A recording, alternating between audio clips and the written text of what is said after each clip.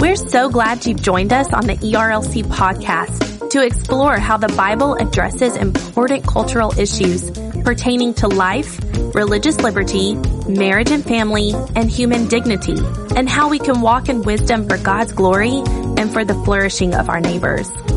If you're enjoying this podcast and find it helpful, please leave a review wherever you listen. This will help more people find and benefit from what we're learning together. We are grateful for the time you take to join us for these conversations.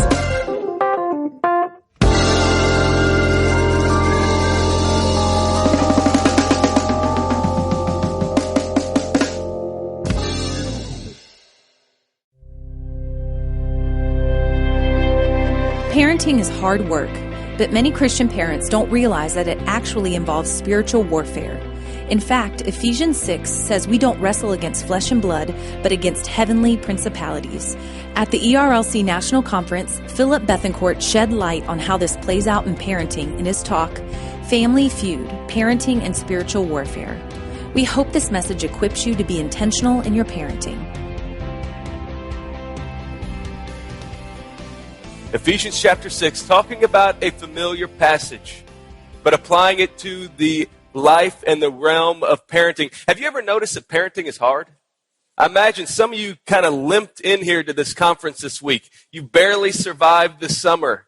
And every day you wake up and saying, I'm not sure I can do this again. You're always on your toes when you're a parent. You're having to think through how to answer difficult questions or make decisions that aren't always black and white, and think through what are the implications of what I'm doing right now going to be for when this child grows up. And the reason that parenting is hard is because parenting is spiritual warfare.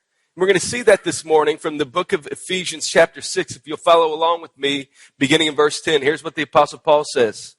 Finally, be strong in the Lord and in the strength of his might. Put on the whole armor of God that you may be able to stand against the schemes of the devil. For we do not wrestle against flesh and blood, but against the rulers, against the authorities, against the cosmic powers over this present darkness, against the spiritual forces of evil in the heavenly places. Therefore, take up the whole armor of God that you may be able to withstand in the evil day, and having done all, to stand firm. Well, a few months ago, my wife and I were on vacation, and her mom was taking care of our boys. And when we got back to the house, her mom came to me and he said, Phillip, your son, who's in first grade, had a question that he asked me while you were gone. And I told him, just wait till your dad gets home. He'd be a better one to talk to you about that. And I didn't know what I was in for when my 6-year-old walked into the room, a first grader, getting settled into elementary school. And I said, what's on your mind, son? And he said to me, Dad, do you have sex with mom? This is a 6-year-old, first grade. And after my jaw came up off the floor and I processed what was going on, I said, well, how did you hear about that? And he said, well, there's this kid in my class. And as soon as he said it, I knew who it was. Because this kid has been trouble throughout the year. And so he said, yeah, we were waiting in the bus line. And apparently this kid was just holding court. He was explaining it to multiple first graders that were right there, all the ins and outs of it. And I said, well, what did he tell you that sex is? And he starts giggling, and he says, here's what happens. 2 people go into a room by themselves, and they close the door, and then they turn off the lights, and they start kissing each other. And then he really starts laughing to himself, and then they rub their high knees together. And I'm trying to hold it together in that moment and saying, hey, listen, this kid may think he knows what he's talking about, but he doesn't know anything. And so you don't need to pay attention to him when it comes to this topic. But it struck me, I know with me raising 4 boys, ages 8 down to 2, I'm going to be having the birds and the bees conversation plenty of times. I just didn't think that I might have to do it for the first time at age 6. But our culture is not waiting to disciple our children.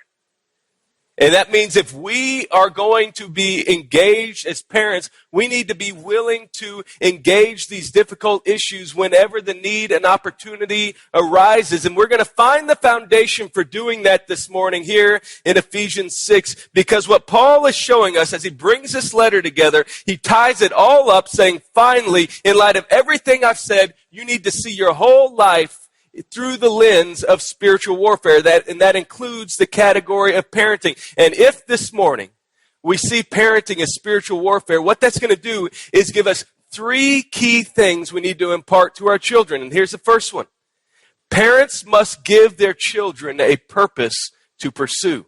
Do you see it in verse 10? Paul tells us what that purpose should be. He says, be strong in the Lord and in the strength of his might. The center of the Christian life, the motivation is that we might be strong in the Lord.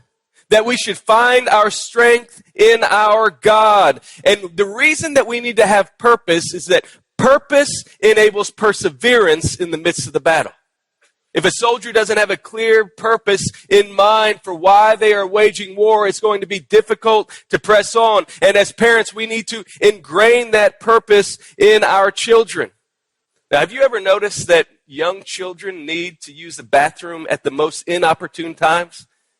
It's mind-blowing. It's like they have a sensor to know exactly when the worst-case scenario would be. And one of the things that we do in our home is right before the school year starts, I take each of the boys off on a one-on-one fun night. And we go out and we grab a drink at Sonic. We might go to Academy and check out all the shotguns and the archery and the fishing lines and all the different sports that are there. And we were in Academy with my 5-year-old.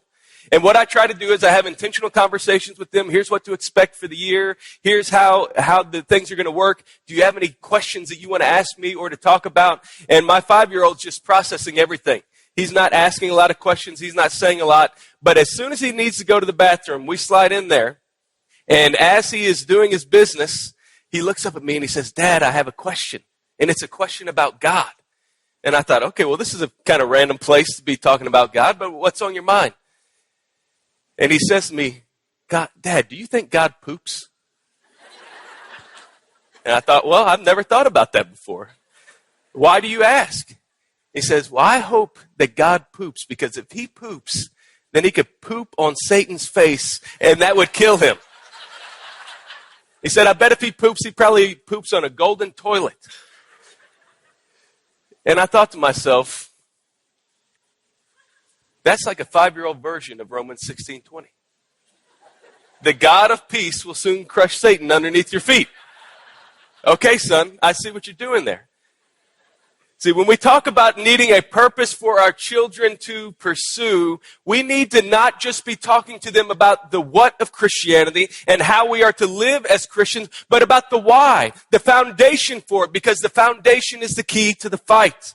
And the culture is always trying to give our children another purpose. They're trying to have that purpose center on themselves, what's good for me. Or they're going to have it centered around fame, what's good to make me important to other people, or to pursue success in the American dream. The culture is constantly trying to feed your children a purpose, and we must fight the good fight of the faith by countering that with a godly purpose. Your kids will never press on in the faith unless you are constantly reinforcing the gospel purpose of their life. So here's one of the ways that we do that in our home. We want to embed the purpose of the gospel in our children by focusing on what we call 5 loves. We want to help our children understand 5 loves in the rhythms of our home. The first is we want them to love Jesus. We want them to hear about him, to know him, to ultimately enter into a relationship with him. The second is we want them to love our family. We want to be a united front. We want to be connected and intentional in our engagement with each other. The third is that we want them to love community. First, the community in our church. And that's why we always are hosting people in our home and connecting them to other people in our church, but also in the community around us here in Nashville. We're trying to help them connect the purposes of God to loving our community. But we also want our children, fourth, to love fun. We want to always be having a good time, to help them see that the fruit of the Spirit is joy, and this is what it looks like in the Christian life of the family. And then the last thing we want them to do is to love their heritage, their background, where they are. And for us, that means they need to learn to love Texas A&M and the state of Texas. And so we're constantly reinforcing that connection as we are in exile from the Lone Star State. But we want to tie that purpose, that gospel framework for our lives to the way that manifests itself in love. And if we want to help our children to press on in the faith, the first key to the fight of the good fight of the faith as parents that we need to embrace, Paul says here, is we need to give our children a purpose to pursue. But look with me next. In verse 11, he gives us a second key foundation. He says, parents must give their children an identity to embrace. Do you see what he says there? Put on the whole armor of God that you may be able to withstand in the evil day. He says, in other words, the identity that we want to embrace ourselves and to impart in our children is that they are soldiers of the risen King. They are to take on the full armor of God.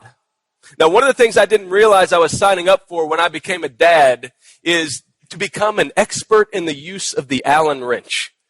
You know what the Allen wrench is? It's that tool you have to use to assemble that crib that you had when they were a baby, or that IKEA furniture, because you don't want to buy nice furniture when they're young because they're just going to destroy it anyway. I feel like I could have a PhD in assembly in these one-size-fits-all, easy-to-assemble, cheaply made pieces of furniture. And it's often the case that as parents, we think we can have an IKEA furniture mentality to raising our kids, where it's one size fits all. If it works for one, it should work for the other. It should work for any situation. We are always looking for the path of least resistance. But if we truly want to shape the identity of our children, we need to recognize that it should come through custom craftsmanship. That if we want to shape identity, it requires intentionality. So in my home, we've got 4 boys. The first one's the boss. The second one's the engineer. The third one's the jock. The fourth one's the mayor. That's their nature. And if I treat one as if he's like the other and don't customize it to his unique set of circumstances and dispositions and personalities, then I am missing the opportunity that God has given me to shape his identity. And what is that identity? To be good soldiers of Christ Jesus. And when Paul talks there about putting on the whole armor of God, he is picking up on an idea that he uses throughout his letters. So he'll talk elsewhere about putting off the old self and putting on the new self. Putting old things behind you and taking up new things. And when he says here, put on the full armor of God, he is saying, put on Christ, who is the full armor of God. Christ is the one by which we can take up that full armor, and we are seeking to embed that reality in the lives of our children, that they are called to be soldiers of Christ. So our family, just like yours, I imagine, tries to be in a regular rhythm of family devotions. And with 4 boys, I feel like our family devotions are 1 part Bible study, 1 part comedy routine, and 1 part WWE wrestling match. And there are times in which we finish and we put our kids to bed, and I'll look at my wife and say, what just happened? And you think nothing is ever going to break through. And you don't see the day-to-day development and differences. But the key here is, if we want to be intentional in shaping the identity of our children, then we must be consistent in planting the seeds of the gospel in their lives in order to help them to develop the faith. And that's exactly what leads us to the last idea here in verse 13 from Paul. To lay a foundation in parenting built on spiritual warfare, the third thing that we need to do is parents must give their children a battle to fight. Do you see what he says in verse 13? What's the battle?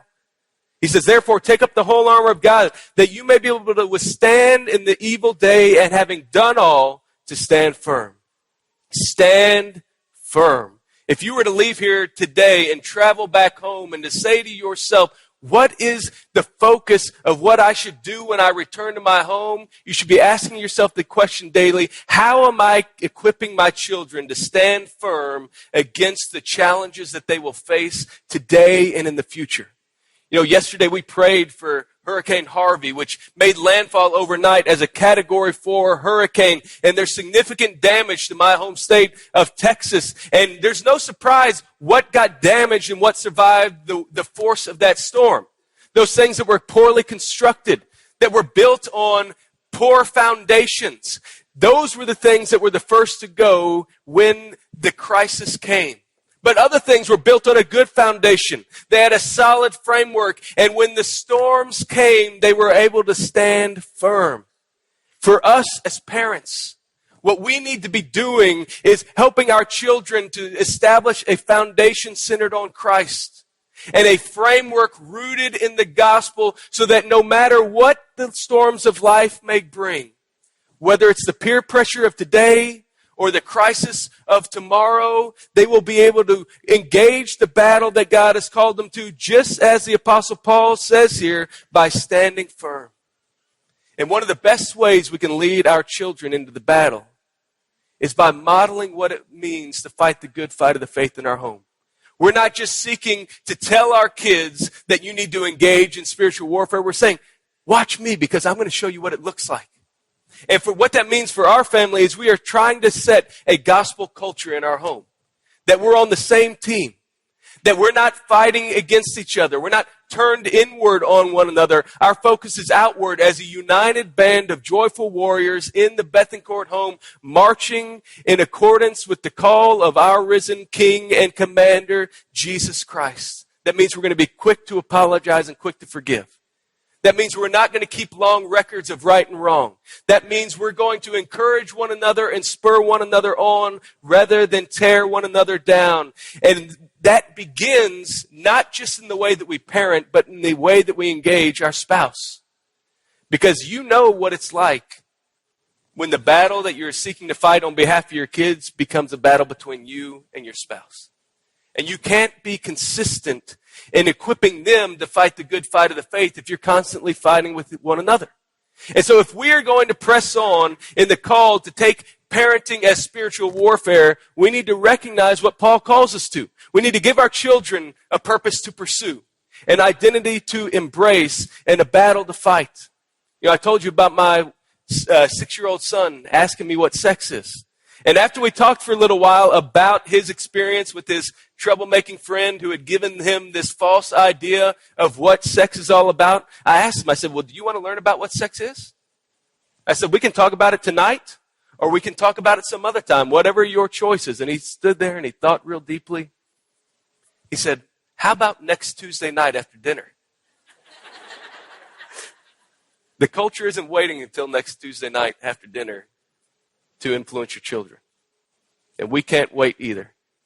And the key for each one of us as we go forward and head back to our homes this morning is to recognize that when parenting is hard, it's for a reason. It's because parenting is spiritual warfare. Let's close in prayer.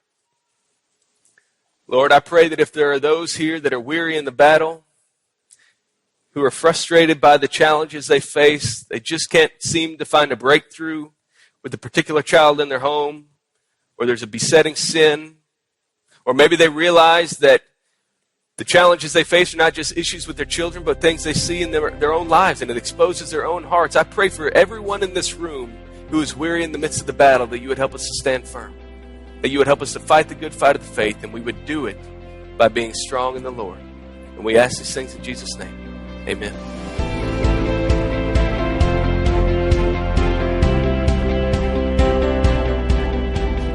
Thanks for listening to the ERLC podcast. To subscribe, visit ERLC.com. And tune in next week as we begin a special series featuring host Trillia Newbell. This series, called How to Handle, will tackle tough issues with the hopes of equipping the church on how to navigate each topic, care for those struggling, and minister to those who need the power of the gospel to heal and move forward.